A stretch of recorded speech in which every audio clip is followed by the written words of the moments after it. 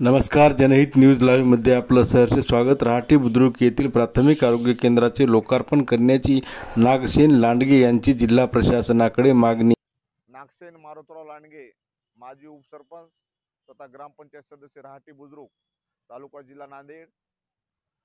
आमच्या रहाटी येथे प्राथमिक आरोग्य केंद्राची जुनी इमारत पाडून नवीन इमारत बांधकामाकरिता आमच्या भागातील लोकप्रिय आमदार बालाजीराव कल्याणकर साहेब यांनी 2,35,18,00,000 रुपयाचा निधी नवीन इमारतीसाठी उपलब्ध करून दिला.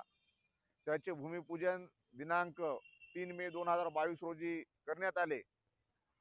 आज ते भूमिपूजन करून जवळपास 2.5 वर्ष होत आहे. अद्यापपर्यंत त्या इमारतीचा लोकार्पण अजून करण्यात आलेलं नाही.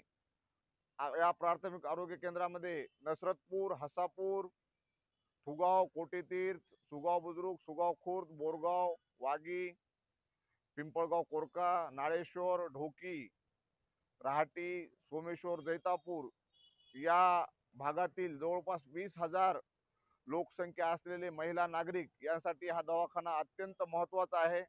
यामध्ये प्राथमिक उपचार, महिलांचं ऑपरेशनची सोय सुविधा, सर्पदंशाची औषधं, कुत्र्याची औषधं याचा सर्वांचा नागरिकांना, महिलांना याची व्यवस्था होते. परंतु आज एका 10x20च्या खोलीमध्ये हा प्राथमिक आरोग्य केंद्र 2.5 वर्षापासून चालू आहे.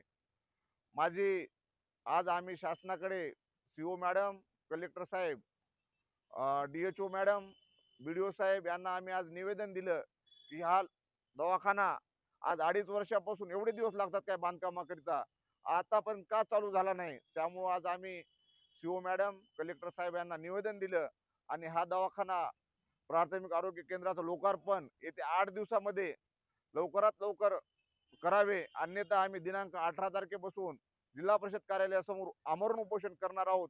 यासाठी आम्ही रितसर निवेदन दिलं आणि शासनाला विनंती केली की आपण लवकरात लवकर आरोग्य केंद्राचं लोकार्पण करावं, होणारी हेळसांड थांबवावी, रुग्णांची, महिलांची हेळसांड थांबवावी असं आम्ही निवेदन केलं. धन्यवाद.